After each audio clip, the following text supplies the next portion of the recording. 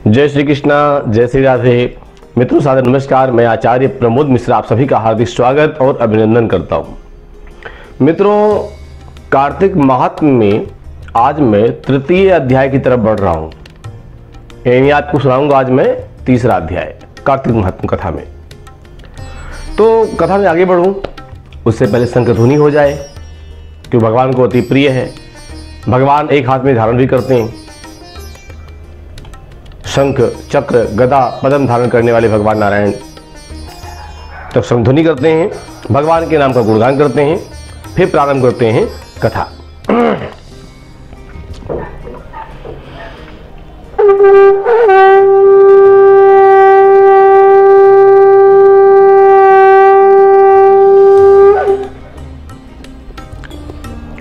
शंखध्वनि के साथ भगवान के नाम का गुणगान।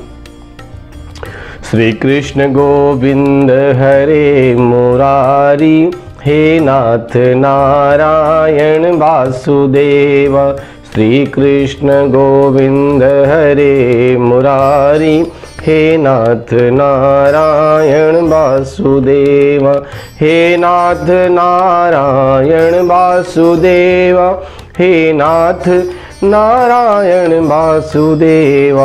श्री कृष्ण गोविंद हरे मुरारी, हे नाथ नारायण वासुदेव। वासुदेव भगवान की जय।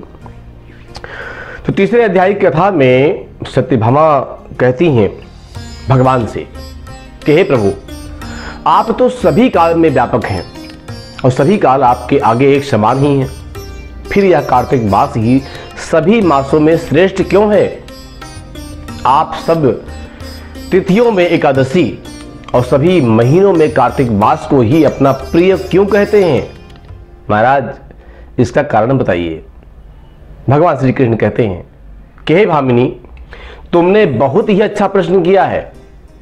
मैं तुम्हें इसका उत्तर देता हूं, ध्यान पूर्वक सुनो। कहते हैं भगवान कि इसी प्रकार एक बार महाराज बेन के पुत्र राजा पृथु ने प्रश्न के उत्तर में देवर्षि नारद जी से भी प्रश्न किया था, और जिसका उत्तर देते हुए नारद जी ने उसे कार्तिक मास की महिमा बताते हुए कहा कि हे राजन, एक समय शंख नाम का एक राक्षस बहुत बलवान और अत्याचारी हो गया था। उसके अत्याचारों से तीनों लोकों में त्राहि त्राहि मच गई। उस शंखासुर ने स्वर्ग में निवास करने वाले देवताओं पर विजय प्राप्त करके इंद्रादि देवताओं एवं लोकपालों के अधिकारों को छीन लिया। उससे भयभीत होकर के समस्त देवता अपने परिवार के सदस्यों के साथ सुमेरु पर्वत की गुफाओं में बहुत दिनों तक छिपे रहे। तत्पश्चात वह निश्चित होकर के सुमेरु पर्वत की गुफाओं में ही रहने लगे।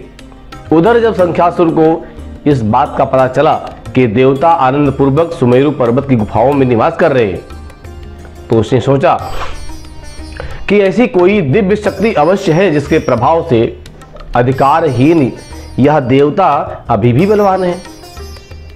सोचते सोचते वह इस निर्णय में पहुंचा कि वेद मंत्रों के बल के कारण ही देवता बलवान हो रहे हैं। यदि इनसे वेद छीन लिए जाएं तो वे बलहीन हो जाएंगे। ऐसा विचार करके शंखासुर ब्रह्मा जी के सत्य रोग से शीघ्र ही वेदों को हर लाया। उसके द्वारा ले जाते हुए भय से उसके चंगुल से निकल भागे और जल में समा गए।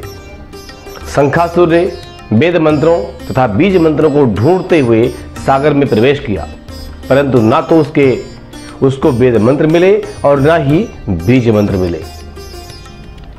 जब शंखासुर सागर से निराश होकर के वापस लौटा तो उस समय ब्रह्मा जी पूजा की सामग्री लेकर सभी देवताओं के साथ भगवान विष्णु की शरण में पहुंचे और भगवान को गहरी निद्रा से जगाने के लिए गाना बजाना, ढोल मजीरा आदि बजाने लगे और धूप गंध आदि से बारंबार उनका पूजन करने लगे।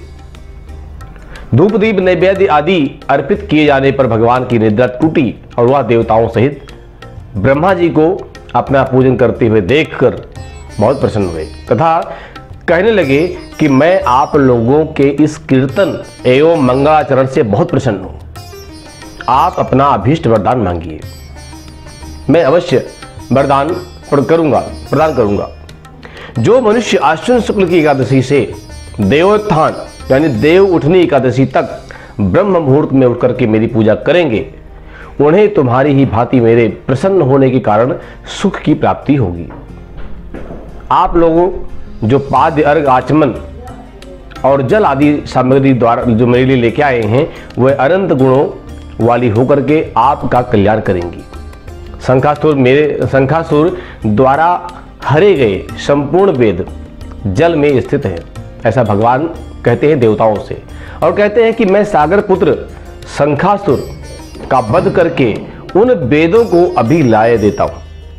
आज से मंत्र बीज और वेदों सहित मैं प्रतिवर्ष कार्तिक मास में जल में विश्राम किया करूंगा।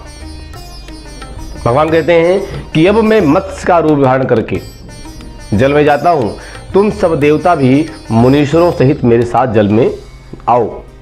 इस कार्तिक मास में जो श्रेष्ठ मनुष्य प्रातःकाल स्नान करते हैं, वह सब यज्ञ के जो है स्नान द्वारा भली भांति नहा लेते हैं। कहते हैं हे देवेंद्र, कार्तिक मास में व्रत करने वालों को सब प्रकार से धन, पुत्र, पुत्री आदि देते रहना और उनकी सभी आपत्तियों से रक्षा करना। हे धनपति कुबेर, मेरी आज्ञा के अनुसार तुम उनके धन धान्य की वृद्धि करना, क्योंकि इस प्रकार का आचरण करने वाला मनुष्य मेरा रूप धारण करके जीवन मुक्त हो जाता है। जो मनुष्य जन्म से लेकर मृत्यु पर्यंत विधि पूर्वक इस उत्तम व्रत को करता है, वह आप लोगों का भी पूजनीय है, ऐसा भगवान कहते हैं।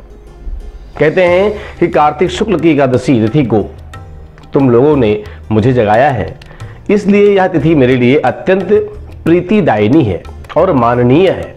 हे देवताओं, यह दोनों व्रत नियम पूर्वक करके, यानी इस व्रत को नियम पूर्वक करने से मनुष्य मेरा सानिध्य प्राप्त कर लेते हैं।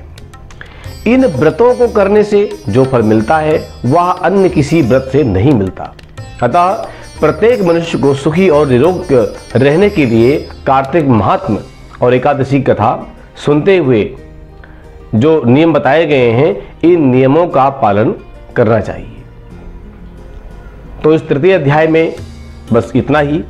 आगे चौथे अध्याय में मिलेंगे आपसे। हम निवेदन करता हूं कि आप हमारी कथा को, आपको लगता है कि कथा हमारी आध्यात्मिक है, शिक्षाप्रद है, ज्ञानवर्धक है, ज्ञान को बढ़ाने वाली है, आपके अनुकूल है, तो आप हमारे पेज को, चैनल को सब्सक्राइब जरूर करें। मैं आपका आशीर्वाद और प्यार समझूंगा। बहुत बहुत धन्यवाद। सादर नमस्कार। जय